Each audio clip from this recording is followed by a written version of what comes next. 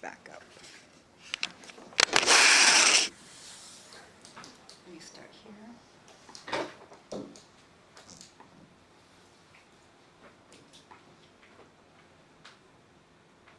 So just, you are being recorded, just a reminder. Okay. Let's get this. Show on the road. That's not working. Oh, sorry. Always something, right?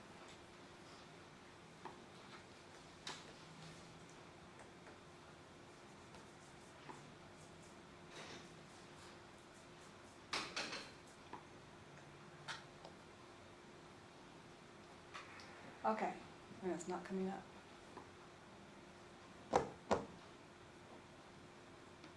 Any ideas how to get what's on my computer up there? Is that slideshow that you're up there? Uh-huh, Windows P? I did that. That's on your computer? No, I am on the second slide on my computer. Resume slide, let me try that. Hit Windows P again. Oh, there we go. Okay. You guys just gotta stand up and threaten it and then it works. Okay, this is Kelly Lot Rezone at 659 South, 350 West. So the parents own both lots, the lot that's up for rezone and the lot to the south. They want to rezone the lot to the north so that two of their children can build a home. This shows the proposed preliminary and final plats. They're going from an R8 zone to an R6 zone with a deep lot. This is what it looks like now. Any questions on that? That's basically it. They're just splitting the one lot into two lots with them being deep What's lots. the size of the lots? Zoom in on that. Maybe. Let's see.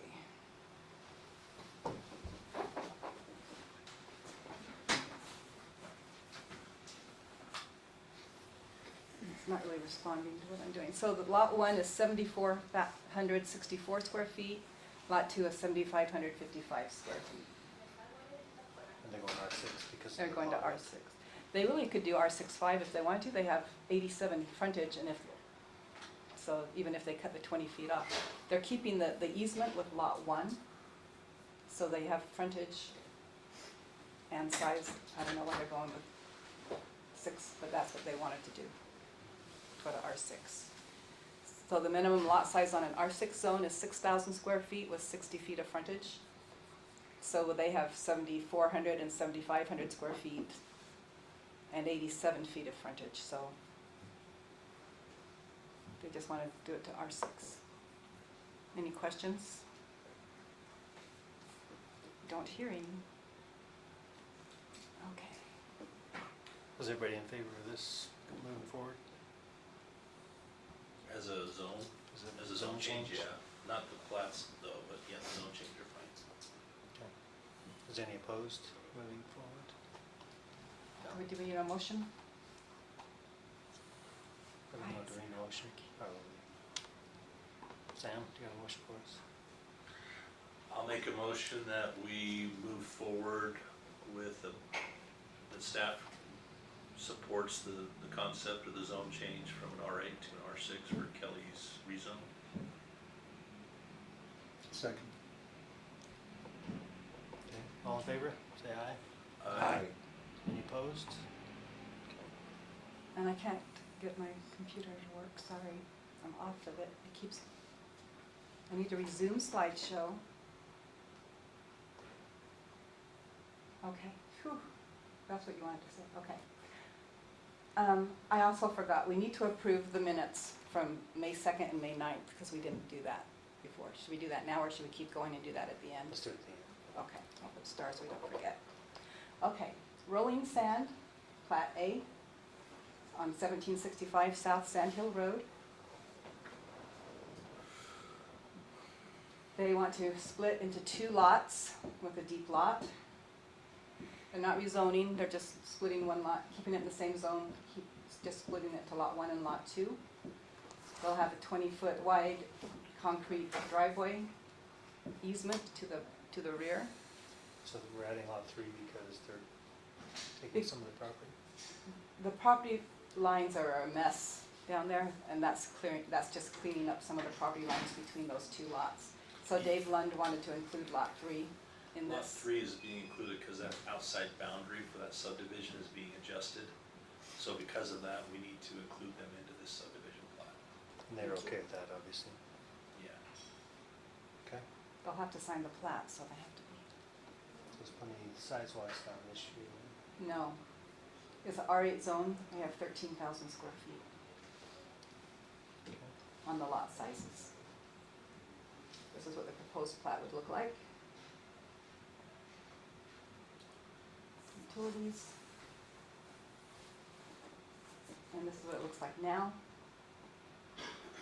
Any questions for me on this? Does this make sense? Any comments? We have a motion for this one?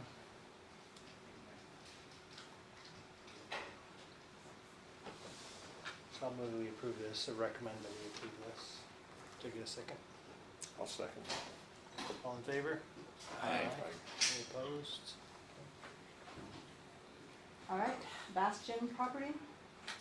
They are taking, you can see there's, where the outline in red is the big lot. They also have that smaller lot inside of it. They're taking that smaller lot and moving it to the south.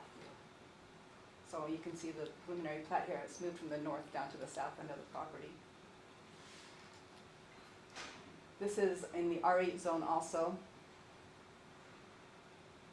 This is what the plat looks like. That's what it looks like from the street. Any questions on this one? So is there intent to build a home on the lot number 2, do we know? I think so. They haven't really Yeah. said. They're more concerned with the big lot where they want to build the home. Okay. Any issues on this? What's the size of the second lot? Since I can't make my computer work, let me go down to, my computer's not on the same page as you guys are, but I can definitely bring it over here. It is 11,730 square feet.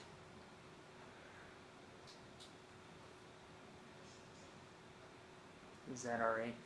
R8, and the lot size minimum in R8 is 8,000 square feet. Do you know the frontage of that smaller lot? Looks like 136 feet, 136.3. Any concerns with this one? Anybody want to make a motion? I'll make a motion. What's my language? Make a motion to move the lot? The staff You could read recommends that. approval. Just to approve Oh. the preliminary plat. Motion to approve the preliminary plat of Bastion residence located generally 172 west, 1800 south in the R8 zone. I'll second. Okay. Those in favor say aye. Aye. Any opposed? Nice job, jeez. All right, Right. chapter 10, floodplain. Affects all the floodplains in the city is text amendments to the code. So I can go through all these. The main idea behind this is that as we went through our review this year with FEMA, they required us to modify this to allow a minimum of 1 foot, actually verbiage in the code that would require 1 foot above the floodplain, the base flood elevation. Right now it refers to it or infers that it needs to be a foot above, but it doesn't really say that it has to be a foot above, so they want us to change that ordinance. So that anybody that built in the floodplain would have to be at least, know the base flood and not build anything above at least 1 foot. So we're making these changes to the code. It does not go to planning commission, it does go straight to city council, so. Any questions or, By a foot above, you mean a finished floor elevation basement, what are you talking there? so any livable, so any mechanical equipment, anything needs to be a foot above that. So any full base, basements are gonna be unless they're extremely tall at that point, so we've had a couple homes built in the last few years that argued with us about putting their equipment in their basement and stuff, so anything in a basement or main level has to be at 1 foot above the base flood elevation, if it's known. If not, they'll have to find out what it is. So we have a Board of Adjustment request going on a lot, it has nothing to do with this, but up the canyon, which you guys may have reviewed with the septic tank and other things. that would require, there is no base flood known in that location, so the Board of Adjustment assumes that they would grant a variance, then they're gonna have to go to an engineer and actually have them create what the base flood is, and then build their home a foot above that. So this isn't gonna, well, it will eventually deal with that, but the other issue will require anything to be built in a floodplain to be at least a foot above a known base flood elevation.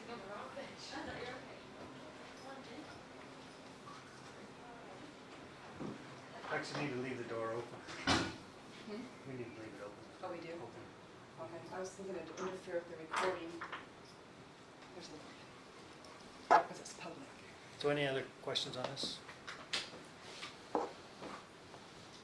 If not, I would move that we, as a development review committee, recommend that the council approve this as proposed. I would second that. All in favor? Aye. Any opposed? Okay. All right, the last one is the Economic Development Strategic Plan. This will be going to both Planning Commission and City Council. Affects the city. I didn't really know what to put on this, so this is the introduction. This is everything that's affected. And I don't know if Ryan has anything to add for this, or? Yeah, I said I'd cover for Kathy, she had another meeting, but it's basically just a guideline that the city's gone through an RFP process, hired a consultant, working with a consultant. They've had a number of business meetings with the public, and have come up with a strategies and goals to do economic development over the next 5 to 10 years. And this is the outline that will guide and direct Kathy and Nate as they do economic development for the city.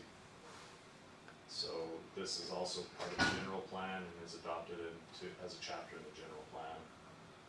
And so therefore it has to go to Planning Commission and City Council. This is an appendix. Yes, as an appendix, correct. So if the council approves this, then it becomes official doctrine as to how we proceed forward with working with businesses.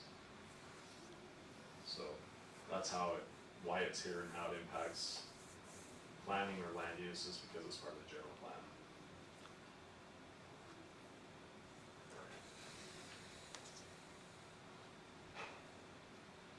Any comments, Questions? questions? So we'll do a couple things. One, I think Kathy's making some amendments to chapter 5, which kind of outlines some basics, and then it refers back to the appendix. So we're amending chapter 5, but then adopting the plan as appendix E, I believe. And this will replace the 2014 plan, that's the last time it was updated. This probably just identifies some economic or some funding sources, but doesn't commit us to anything. Right. Correct, there's no funding requirements or funding associated with it. Yep. There's no other comment, we'll entertain a motion. I'll move that we approve the plan as presented. Have a second? Second. All in favor, say aye. Any opposed? Okay. Okay, we just need to approve the minutes from May 2nd and May 9th.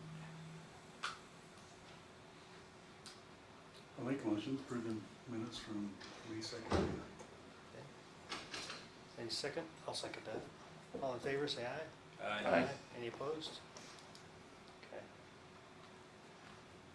Wow, That's our it. first long meeting we've had. I know, more than one item. Mhm. So we have to move to adjourn then too? Yeah. Make a motion that we adjourn. All in favor? Aye. All right. Did anybody second that? Second. Okay. Okay, thanks everyone. Appreciate that. Thank you.